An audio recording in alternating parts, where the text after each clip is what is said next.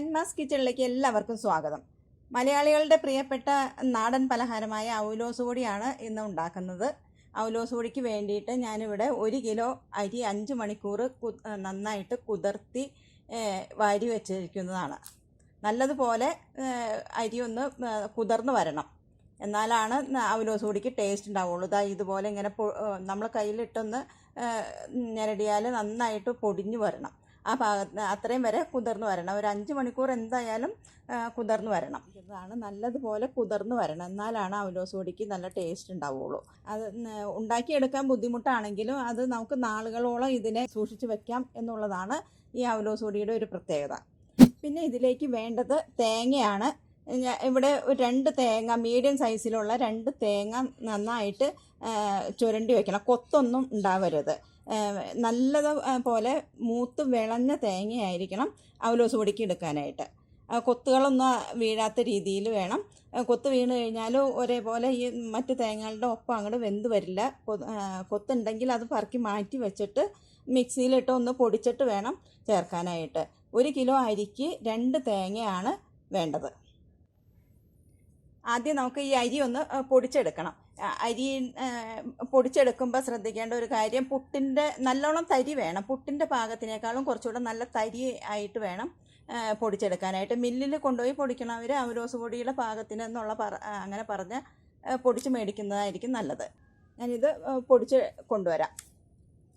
അരിപ്പൊടി റെഡി ആയിട്ടുണ്ട്. നല്ല തരിയോട് കൂടിയിട്ട് തന്നെ പൊടിച്ചെടുക്കണം.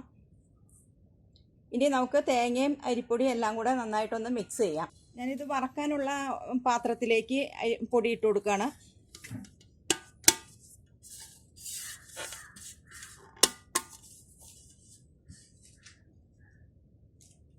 ഇനി തേങ്ങ ഇട്ട് കൊടുക്കാം. തേങ്ങ ഇതുപോലെ നന്നായിട്ട് പൊടി പോലെയായി കിട്ടണതാണ് നല്ലത്.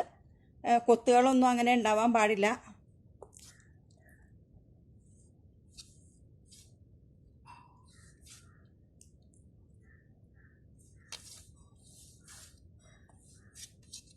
കുറച്ച് തേങ്ങ ഞാനിവിടെ മാറ്റി വയ്ക്കുന്നുണ്ട്. അതെന്തിനാന്നുള്ളത് ഞാൻ പറയാം. ഞാനിവിടെ അവലോസ് പൊടി ചായയുടെ കൂടെയൊക്കെ കഴിക്കാൻ പറ്റിയ ഒരു സ്നാക്കായിട്ടാണ് ഉണ്ടാക്കുന്നത്. അവലോസ് ഉണ്ടാക്കുന്നതിന് വേണ്ടിയിട്ടല്ല. അതുകൊണ്ട് അവലോസ് പൊടിക്ക് കുറച്ച് ടേസ്റ്റ് ആവശ്യമാണല്ലോ. അതിന് വേണ്ടിയിട്ട് ഞാൻ ഇവിടെ ഒരു 5-6 ചോള ചുവന്നുള്ളി എടുത്തിട്ടുണ്ട്. ഇത് മിക്സിയിലേക്ക് ഇട്ട് കൊടുക്കാം. പിന്നെ കുറച്ച് ജീരകം വേണം. അത് അവലോസ് പൊടിക്ക് ആവശ്യമാണ്. ഉണ്ട ഉണ്ടാക്കുമ്പോഴാണെങ്കിലും ജീരകം നന്നായിട്ട് വേണം. അപ്പോൾ അതിൽ കുറച്ച് ജീരകം ഇതിൻ്റെ കൂടെ ഇട്ട് നമുക്ക് മിക്സ് ചെയ്യാം. ഒരു 2 വലിയ സ്പൂൺ ജീരകമാണ് എടുത്തേക്കണത്. കുറച്ച് ജീരകത്തിനെ നമുക്ക് ഈ ഉള്ളിയുടെ കൂടെ ഇട്ട് അരച്ചെടുക്കാം. ഇനി ഈ ബാക്കി വച്ചിരിക്കുന്ന ഈ തേങ്ങയും കൂടെ ഇതിൻ്റെ ഒപ്പം ഇട്ട് ഈ ഉള്ളിയുടെയൊക്കെ കൂടെ ഒന്ന് ഒതുക്കിയെടുക്കാം. ജീരകവും ചുവന്നുള്ളിയും തേങ്ങയും കൂടെ അരച്ചെടുത്തിട്ടുണ്ട്. നന്നായിട്ട് അരയൊന്നും വേണ്ട. ഇതുപോലെ ഒന്ന് ഒതുക്കിയെടുത്താൽ മതിയാവും. അതും കൂടെ ഇതിൻ്റെ കൂടെ ഇട്ട് കൊടുക്കാം. അവലോസ് പൊടിക്ക് ഒരു ടേസ്റ്റൊക്കെ കിട്ടണം എന്നുണ്ടെങ്കിൽ വെറുതെ തേങ്ങ അരിപ്പൊടിയും കൂടെ വറുത്തുകൊണ്ട് കാര്യമില്ല. അപ്പോൾ ഇച്ചിരി ടേസ്റ്റ് കിട്ടാൻ വേണ്ടിയിട്ടാണ് ഇങ്ങനെ ചുവന്നുള്ളി ജീരകവും കൂടെ അരച്ച് ചേർക്കണത്. പിന്നെ കുറച്ച് എള്ളും കൂടെ ഇടുന്നുണ്ട്. ആവശ്യത്തിനുള്ള ഉപ്പ് അധികം ഒന്നും ഇടേണ്ട ആവശ്യമില്ല.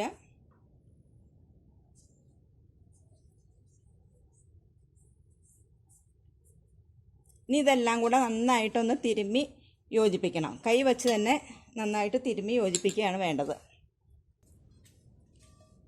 2 കൈയും ഉപയോഗിച്ച് നല്ലതുപോലെ തിരുമ്മി യോജിപ്പിക്കുക. എന്നാൽ ഈ പൊടിയൊക്കെ നന്നായിട്ടൊന്ന് നനഞ്ഞു വരണം. തേങ്ങ കൊണ്ടുള്ള ആ ഒരു നനവാണ് ഈ പൊടിക്ക് കിട്ടേണ്ടത്. വേറെ വെള്ളമൊന്നും ചേർക്കരുത്. ഒരു 5-10 മിനിറ്റ് ഒന്ന് നന്നായിട്ട് തിരുമ്മി എടുക്കുകയാണെങ്കിൽ അത്രയും ടേസ്റ്റ് കൂടുതൽ ഉണ്ടാകും ഈ അവലോസ് പൊടിക്ക്. ഈ തിരുമ്മണതിലാണ് ഇതിൻ്റെ ടേസ്റ്റിൻ്റെ ഒക്കെ. പിന്നെ തേങ്ങയും നല്ലതുപോലെ വേണം. അത് മൂത്ത തേങ്ങ തന്നെ ഇടുകയും വേണം. നമ്മളിപ്പോൾ ഒരു 6-7 മിനിറ്റ് നന്നായിട്ടിത് തിരുമ്മി യോജിപ്പിച്ചിട്ടുണ്ട്. ഇത്രയൊക്കെ മതിയാകും. ഉപ്പ് ഞാനിവിടെ 1 ടീസ്പൂൺ ഉപ്പാണ് എടുത്തിരിക്കുന്നത്. ഒരുപാട് ഉപ്പ് അവലോസ് പൊടിക്ക് ആവശ്യമൊന്നുമില്ല. ചെറിയൊരു ടേസ്റ്റ് മാത്രം കിട്ടിയാൽ മതി ഉപ്പിൻ്റെ. ഇനി ഇതിനെല്ലാം കൂടെ ഒന്നിച്ചൊന്ന് തട്ടിപ്പൊത്തി വയ്ക്കാം.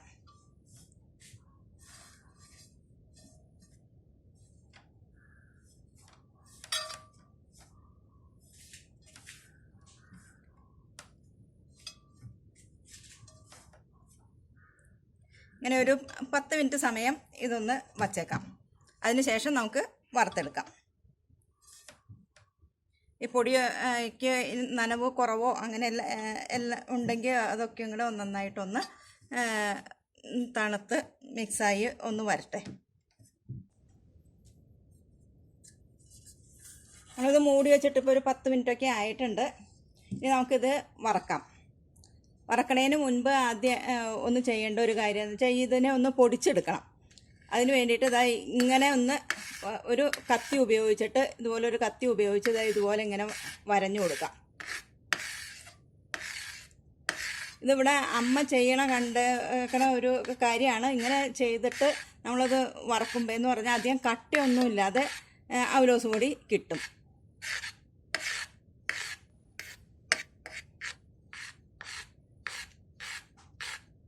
ഇതുപോലെ അരിഞ്ഞ് ഒന്ന് ഇട്ട് കൊടുക്കണം. എന്നിട്ട് വേണം വറക്കാനായിട്ട്.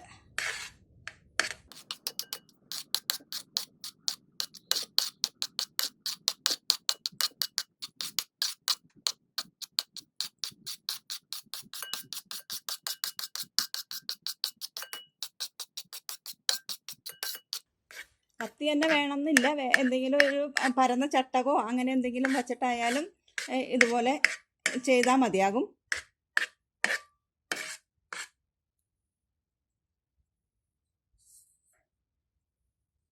ഇനി നമുക്കിത് വറക്കാൻ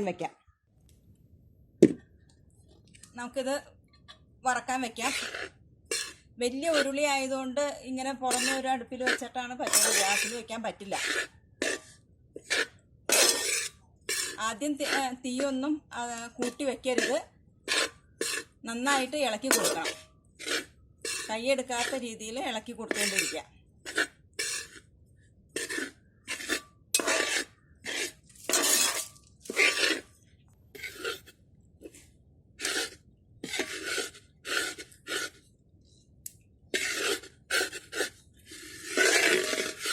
നന്നായിട്ട് ഇളക്കി കൊടുക്കണം. ഞാൻ ഈ അരിവാള് ഉപയോഗിച്ചിട്ടാണ് ഇളക്കണത്. അത് എൻ്റെ ഒരു മരങ്ങ അതാണ്. അതുകൊണ്ട് ചട്ടകത്തിനേക്കാളും എനിക്ക് എളുപ്പം ഈ അരിവാളാണ്.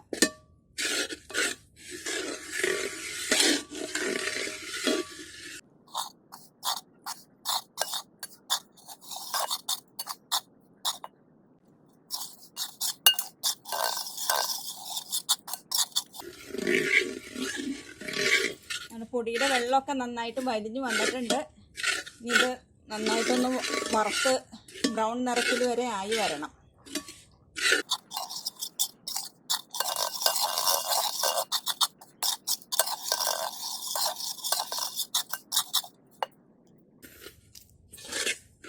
നമ്മുടെ അവലോസ് പൊടി റെഡിയായി തുടങ്ങുന്നുണ്ട്. ചെറുതായ ഒരു ബ്രൗൺ നിറത്തിലേക്കൊക്കെ ആയി വന്നിട്ടുണ്ട്. നമ്മൾ ഉണ്ടാക്കാൻ വേണ്ടിയിട്ടല്ല ഇത് പൊടി ഉണ്ടാക്കണത്. അതുകൊണ്ട് അധികം ബ്രൗൺ നിറത്തിലേക്കൊന്നും വരണ്ട.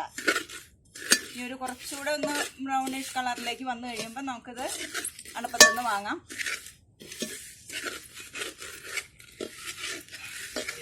ഈ സമയത്ത് നന്നായിട്ട് ഇളക്കി കൊടുത്തുകൊണ്ട് തന്നെ ഇരിക്കണം. അല്ലെങ്കിൽ അടിവശത്ത് കിടക്കുന്നത് പെട്ടെന്ന് ബ്രൗൺ നിറത്തിലേക്ക് ആവാനും കറുത്ത് പോകാനും കരിഞ്ഞു വരാനൊക്കെ സാധ്യതയുണ്ട്.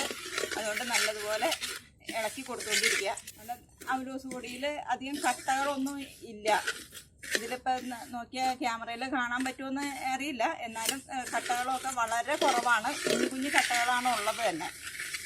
അതിൻ്റെ ഒരു കാരണം പൊടി ഞാൻ അന്നേരം കാണിച്ചു തന്നല്ലോ. പൊടി എടുക്കുന്നതിന് മുമ്പ് ഒരു കത്തി വെച്ച് ഒന്ന് അരിഞ്ഞ് എടുക്കുക. അത് അങ്ങനെ ചെയ്തു കഴിഞ്ഞാൽ അധികം കട്ടകളൊന്നും ഉണ്ടാവില്ല. പിന്നെ ഒന്ന് ചട്ടകം ഉപയോഗിക്കാതെ ഇതുപോലെ ഇളക്കുകയാണെങ്കിൽ നല്ലതാണ്. പക്ഷെ അതെല്ലാവരും കൊണ്ടും ചിലപ്പോൾ പറ്റിയെന്ന് വരില്ല. എനിക്കിതൊരു മരങ്ങായി വന്നിട്ടുണ്ട്. അതുകൊണ്ട് എന്നാൽ ഞാനിത് തന്നെ ഈ രീതിയിൽ തന്നെ ഇളക്കണേൻ്റെ കാര്യം.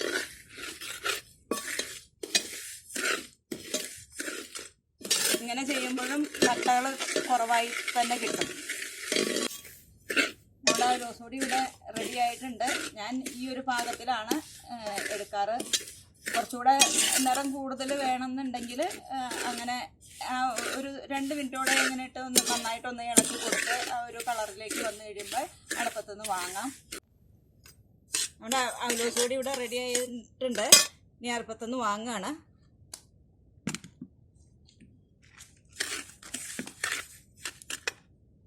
നമ്മുടെ നല്ല ടേസ്റ്റി ആയിട്ടുള്ള അവലോസ് പൊടി ഇവിടെ റെഡി ആയിട്ടുണ്ട്.